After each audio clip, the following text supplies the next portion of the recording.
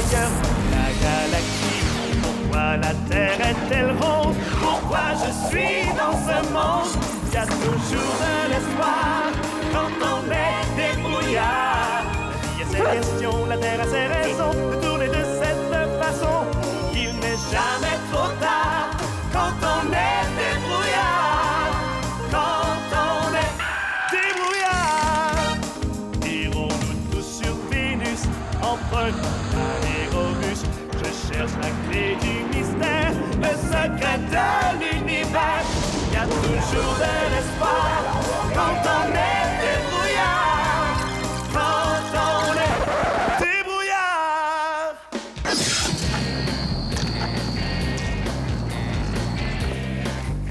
Oh, allez, Grégory, dépêche-toi, là, on n'a pas toute la journée. Non, mais je me mets une deuxième paire de bas parce que je vais être sûr de ne pas avoir d'ampoule. Mais ça fait 20 minutes qu'on t'attend, Greg, là. Ouais, salut les débrouillards. Aujourd'hui, on s'en va jouer à la tag, mais en ski à roulette avec des jeunes qui pratiquent le biathlon. Ça, le biathlon, c'est un sport qui réunit le ski de fond et le tir à la carabine. Oui. Puis au Québec, il y a environ 3000 jeunes qui pratiquent ce sport-là. Et le ski à roulette, ben ça fait partie de leur entraînement d'été. Ouais. Puis jouer à l'attaque, ça permet de déterminer si la personne est un bon candidat pour le biathlon. Ouais, mais la vitesse à laquelle tu mets tes skis, ça aussi, ça peut être un bon indice. Oui. Puis tu sais, Greg, comme dans bien des sports, là, au biathlon, faut être rapide. Ah Oui, Yann, mais comme dans beaucoup de sports, il faut aussi rester calme et bien se préparer.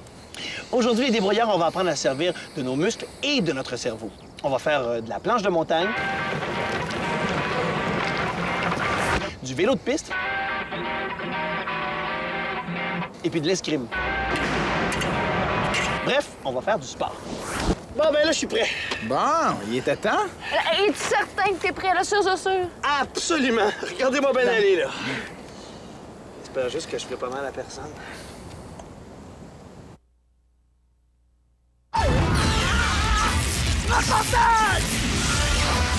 Salut les débrouillards. Aujourd'hui, on pédale au vélodrome de Bromont. La fusée qui vient de passer derrière moi, c'est Alexandre Moret. Ça fait 6 ans qu'il s'entraîne au vélo sur piste et c'est un espoir canadien dans le milieu du cyclisme. T'en-tu venir sprinter, Yann? Oui. Mais là, il faudrait peut-être que t'arrêtes, par exemple. Non, mais je peux pas, là. J'ai pas de frein puis je peux pas arrêter de pédaler.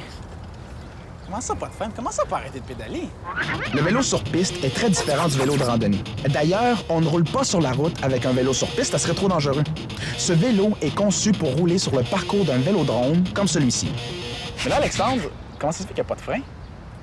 C'est que c'est une raison de sécurité. Si jamais vous faites des courses puis vous êtes dans un pack, vous êtes 20, il y en a un qui décide de te freiner d'en face, bien, il y a des bonnes chances que tout le monde glisse avec celui qui a freiné. Pas de frein. Mais comment tu fais pour ralentir ou arrêter? Pour l'arrêter, c'est tout simplement de ralentir ton coup de pédalage. OK. C'est comme ça que tu vas ralentir. Là, je vois qu'il n'y a pas de vitesse sur ton vélo. Bien, c'est encore une fois une question de sécurité. S'il y avait des vitesses, tu pourrais arrêter de pédaler sur la piste. OK. Tu te ferais ralentir puis tu pourrais tomber. Pas de changement de vitesse. Le vélodrome de Bromont est l'hôte de plusieurs compétitions cyclistes. Mais les débutants comme moi sont aussi bienvenus pour le simple plaisir de rouler sur la piste de 250 mètres. Mais, débutant ou pas, si on ne roule pas assez vite, on risque de tomber dans les courbes qui ont une bonne inclinaison. Il y a une vitesse minimale à respecter sur la piste, qui est à peu près 22 km/h. Faut que tu atteignes 22 km/h avant d'embarquer sur la piste. En bas de 22 km/h, là, ça commence à être épeurant. As-tu déjà initié beaucoup de monde comme ça? Ou je suis ton premier? Je l'ai initié quelques centaines de personnes depuis 4 ans. Est-ce que le monde tombe ou... Pas mal toutes, là.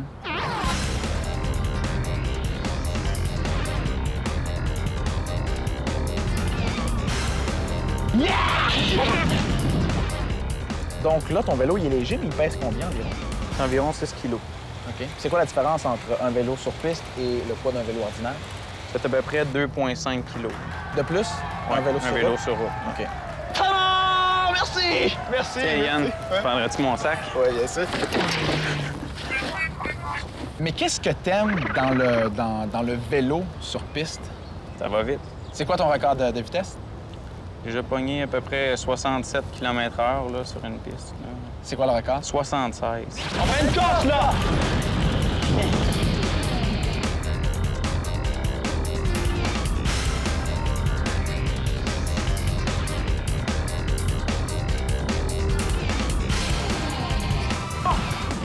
Il m'a planté! Bon!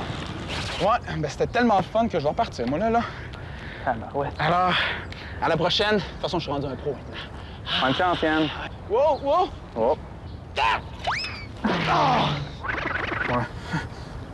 J'avais oublié qu'il n'y avait pas de frein. Personne qui m'a regardé. Oh.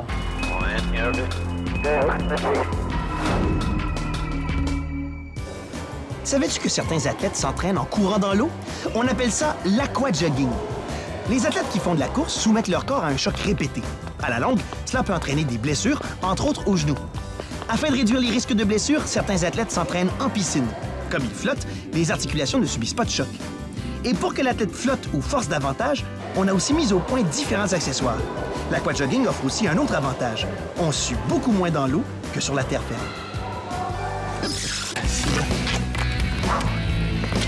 J'arrive! Wow, wow! Attends, quoi? Oh, Luc!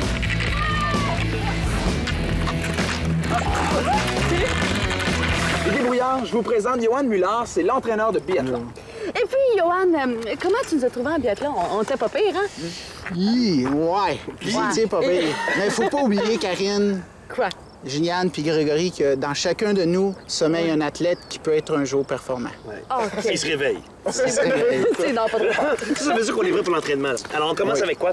Mais nous, qu'est-ce qu'on fait au niveau mi-mai? Bien, on commence toujours par de la course à pied, du vélo, du kayak, pour entraîner en volume, ça veut dire de l'endurance musculaire. Cette partie de l'entraînement vise à préparer le corps qui devra effectuer un effort soutenu. Ces exercices permettent d'augmenter la puissance des muscles et leur endurance à l'effort. Mais il n'y a pas que les muscles des jambes et des bras qui se développent. Il y a aussi celui du cœur. Avec l'entraînement, le cœur pompe plus efficacement le sang dans tout le corps car ses parois s'épaississent et ses cavités s'agrandissent. Regardez ça, ça marche l'entraînement. Mes muscles commencent déjà à sortir. Hey, c'est mon chandail, ça! Hey, Greg, donne-moi ça, je vais tout l'étirer. Non, non, il est déjà étiré. Hey, Johan, je me demandais ça. Est-ce qu'il existe un entraînement pour apprendre à mettre sur le ski? Parce que je suis certain que Greg serait intéressé. Gna, gna, gna, gna, gna, gna, gna. Moi, je commence mon entraînement en ski à roulette seulement vers la mi-août parce que c'est pour habituer les athlètes à faire un mouvement qu'ils ne font pas, mais ça va jamais remplacer un bon entraînement sur neige à moins 40. À moins 40, tu sais? Oui. Sommeil d'habitude, moi, à moins 40.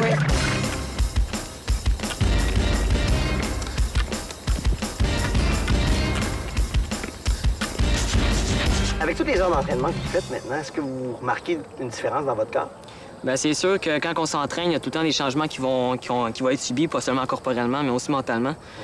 Je vous donne un exemple de mentalement. Mettons que vous demanderiez à quelqu'un de courir un 5 km puis c'est quelqu'un qui n'est pas en forme.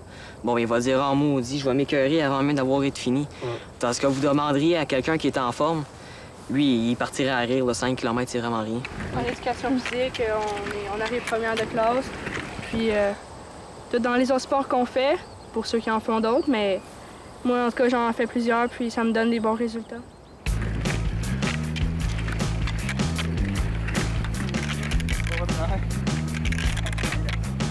Je pense que la plupart de mes amis me voient comme une sorte de masochiste qui fait du sport à journée longue.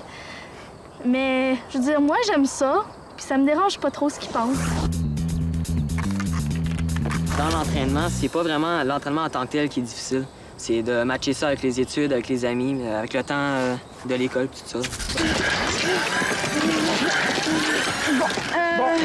Ben là, c'est fini pour le ski, on enlève tout ça puis on passe au prochain entraînement.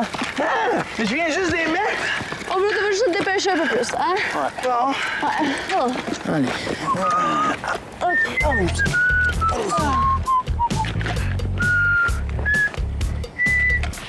Hey, on y va, là. J'arrive, là. Ça sera pas long. C'est juste que je veux plier mes bas. Tu sais ça quand ils sont mal pliés. Ah, t'es bas. Mini-test, mini-test, mini-test. Nos muscles sont contrôlés par notre cerveau et nos nerfs. Pour jouer un petit tour à vos muscles, faites donc l'exercice suivant. Essayez de lever vos bras sur le côté pendant que quelqu'un essaie de vous en empêcher. D'accord? On essaie. Ah! C'est ça. Forcez comme ça pendant à peu près 30 secondes. OK. Alors, quand je vais lâcher tes bras, là, laisse-les aller. Force pas. Attention. C'est parti. Ah, ça lève tout seul. Oui, ça lève tout seul. Et la raison pour laquelle ça lève tout seul, c'est que le cerveau et les nerfs qui travaillaient à plein régime continuent d'envoyer des messages jusqu'aux muscles.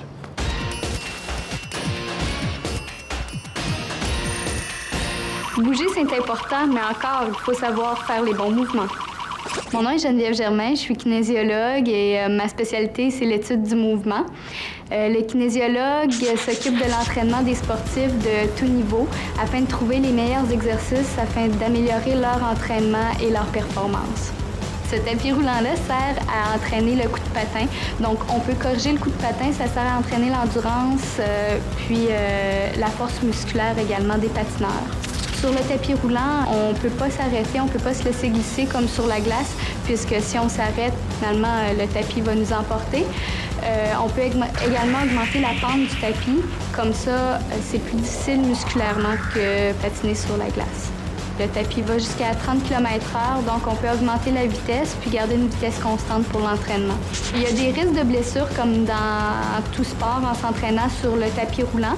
On essaie de les minimiser en accrochant le patineur à la barre qui est au-dessus du tapis. Comme ça, s'il fait une chute, il va être retenu comme quelqu'un qui fait de l'escalade. Il ne touchera pas au sol puis il ne viendra pas s'écraser contre le mur. Je fais cet entraînement-là depuis environ 2 mois. Ça m'aide à jouer au hockey parce que ça renforce mes jambes puis ça m'aide à avoir une meilleure vitesse sur la patinoire. Moi, j'évalue beaucoup de sportifs. On travaille beaucoup avec des patineurs ici, mais faut pas le dire, moi, je patine pas.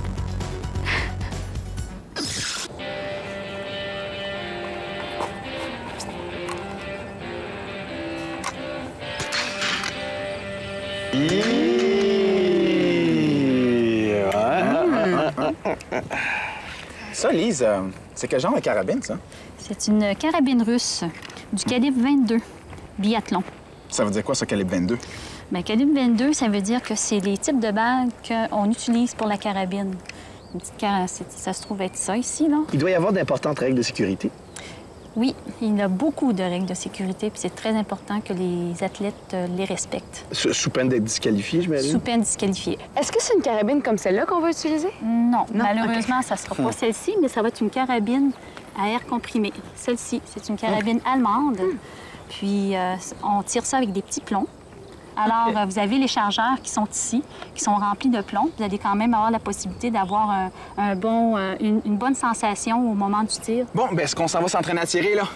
Yann, oui, ça s'en vient. Mais avant tout, on va te montrer comment faire la position, puis on va y aller tout de suite. Et que vous n'êtes pas patients, les jeunes. En biathlon, on tire debout et couché. Les biathloniens accordent beaucoup d'importance au passage du ski au tir, car c'est là qu'ils risquent de perdre le plus de temps. C'est presque plus important que de tirer. Les biathloniens doivent adopter le plus vite possible la meilleure position de tir. Pour cela, ils s'entraînent parfois les yeux fermés. Le but est que le cerveau enregistre ce mouvement afin qu'il devienne un automatisme.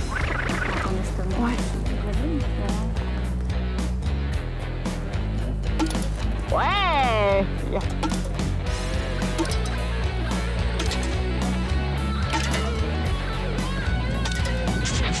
Pas pire, hein? Ouais, mettons que t'es pas mal plus doué, non, au tir qu'en ski. OK, mais on va essayer autre chose maintenant.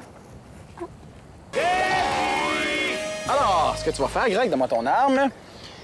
Tu vas faire monter ton rythme cardiaque jusqu'à 185. Ça veut dire comme si tu venais de faire un long parcours de ski de fond, OK? Fait que let's go, nerve-toi un petit peu. OK, bon, let's go, là, Greg. Imagine que t'es en train de taper 20 km en ski de fond. Ah ouais! OK, c'est à peu près 170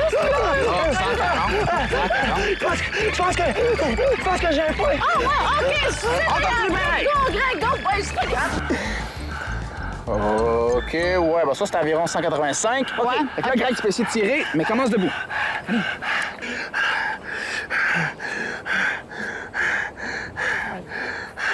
Mais si je suis jamais capable d'atteindre la cible, ma carabine bouge trop. Je vais me coucher. OK, mais là, oublie pas, hein, Greg, si tu veux faire comme les pros, il faut que tu retiennes ton souffle puis que tu tires en 2 battements de cœur. Vas-y! C'est facile, d'abord. Un athlète bien entraîné verra son rythme cardiaque baisser rapidement lorsqu'il arrête de skier. Mais malgré tout, après un effort soutenu, c'est pas facile d'atteindre une cible grosse comme une prune et située à 50 mètres. Quand on est debout, c'est encore plus difficile parce qu'on est moins stable. Mais les cibles sont plus grosses, là, à peu près la grosseur d'un pamplemousse. Oh! C'est plate, ça. OK. Concentre-toi. Ouais, mais ça bouge. Bah oui, mais il faut que tu te concentres, il faut que tu essaies de te stabiliser, Greg. Respect. Oh! C'est pas fort, ça. Hey, c'est vraiment pas évident, hein? Dernier plan. Ah, zut! Il y en a plus! Mais je le sentais, là, je l'avais! Je le sentais, la gâchette, le mouvement. Ouais. La respiration, j'avais tout, là, j'étais prêt. Pas grave, Greg. J'aurais eu les 5 cibles en un coup. Non, mais on sait que t'es pas bon.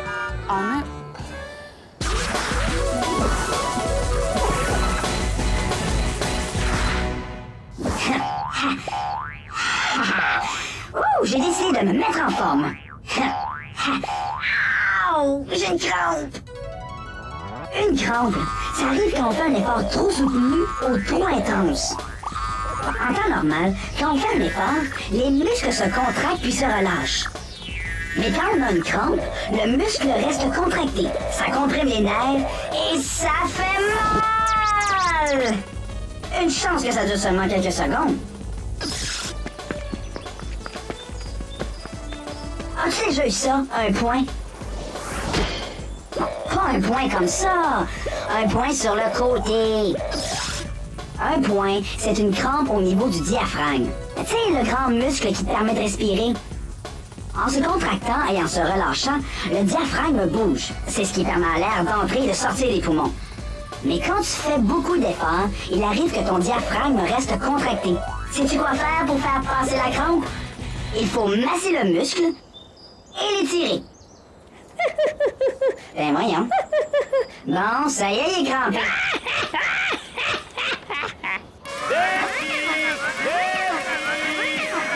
Copains et copines, camarades scientifiques et empiriques, regardez bien ce que je vais faire. Pas mal, hein? C'est pas mal bon, hein? Maintenant, je vous mets au défi de faire la même chose, mais cette fois-ci en utilisant du sable plutôt que de l'eau. Qui veut essayer?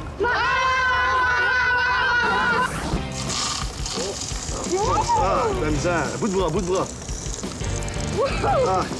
C'est difficile de... Deuxième compétiteur, François, vas-y! Oh!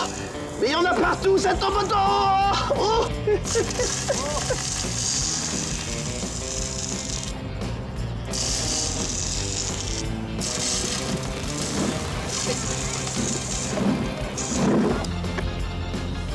Ramasse. Ce n'est pas facile avec du sable, parce qu'on a plus l'habitude de verser de l'eau que du sable. Notre cerveau fait donc une mauvaise évaluation de la façon dont coule le sable. Pour faire ce geste correctement, notre cerveau doit apprendre à exécuter 7 tâches. C'est la même chose lorsqu'on s'initie à un sport. Notre cerveau apprend à exécuter des gestes qui, avec le temps, deviennent des automatismes. Ouais! Et voilà, c'est tout pour le défi. Mais voyons. Mais qu'est-ce que j'ai? Bon sang, je comprends pas. Ben voyons! Ça va être pas mal plus confortable comme ça. Ouais, mais il faut que je vide mon autre soulier!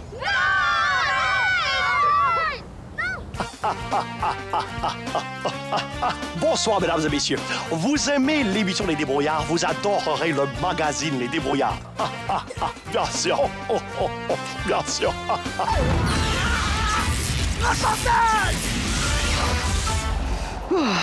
Moi, je suis vraiment une mordue planche à neige. Ouais. Oh non, je peux pas glisser, il n'y a pas de neige! C'est ce que vous croyez? Même s'il n'y a pas de neige, on peut quand même dévaler les pentes grâce à la planche de montagne. Comment ça marche, cette affaire-là? Voyons! Comme ça. OK, j'arrive, je m'en viens!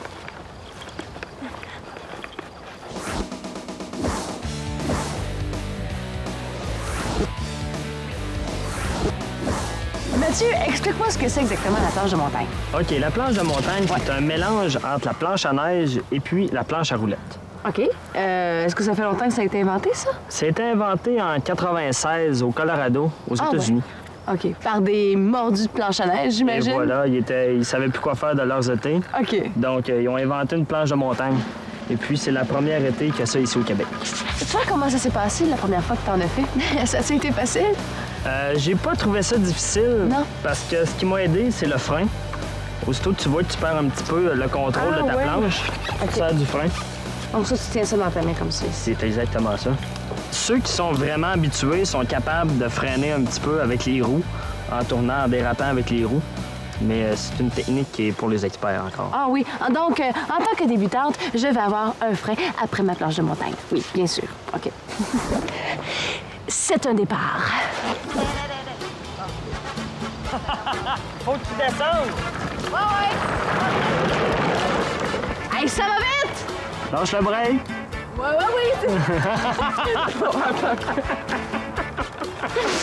Sais-tu, j'ai bien aimé ça, mais oui, effectivement, j'étais un petit peu créative au début. Peux-tu y retourner? Oui. Oui, OK. C'est bien le fun.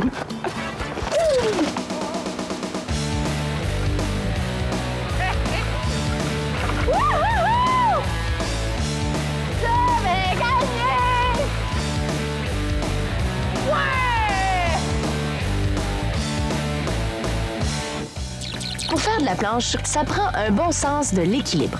Si on arrive à garder notre équilibre, c'est grâce à notre cerveau qui envoie constamment des signaux à nos muscles. Mais pour ça, notre cerveau doit recevoir des informations provenant des yeux, de la partie interne de l'oreille, des tendons et des muscles eux-mêmes. Garder son équilibre, c'est du sport. D'après toi, Mathieu, c'est quoi l'avenir de ce sport-là? Je pense que ça va venir aussi populaire que la planche à neige d'ici quelques années. Ah oui? Si on se fie à ce qui se passe aux États-Unis, il y a les championnats américains de planche de montagne. Ah ouais? Il y a des courses, il y a des sauts qu'ils font. OK, ils ont vraiment des experts là-bas. Oui. Puis, Karine, comparé à la planche à neige, t'as-tu aimé ça? J'ai trouvé ça bien le fun. Mais, tu sais, pour la bien franche, moi, ce que j'ai préféré, c'est que je t'ai battu au moins 3-4 fois. Ouais, ça, c'est vraiment ce que j'ai préféré. Parce que j'étais vraiment bonne, hein, Mathieu? Mathieu? Renversante.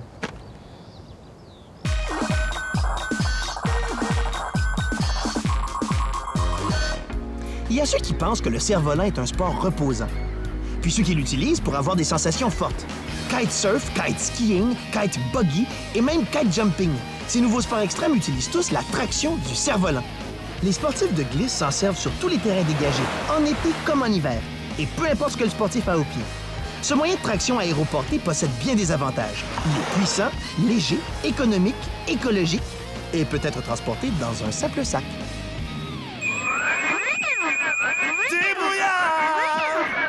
L'escrime, ça, c'est du sport. En garde. Touché! L'escrime, bien, c'est très exigeant. Souvent, c'est même comparé avec une partie d'échecs parce qu'il faut être rapide d'esprit. Puis avec une course de 100 mètres parce que c'est très exigeant. Dans notre fleuret, dans l'arme, il y a comme un fil qui passe dedans. Puis t'es branché jusqu'à la machine. Quand on touche à la veste métallique, ça allume une couleur, donc c'est valable.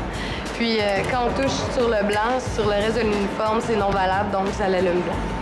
Ça peut faire mal le fleuret quand on touche parce que, en fait, quand je ressors d'une compétition, j'ai plein d'échymoses, je suis toute bleue. C'est pas super beau à voir vraiment, là, parce que quand même la lame, tu sais, elle plie. Elle transpercera pas non plus, là. Mais quand ça touche dur.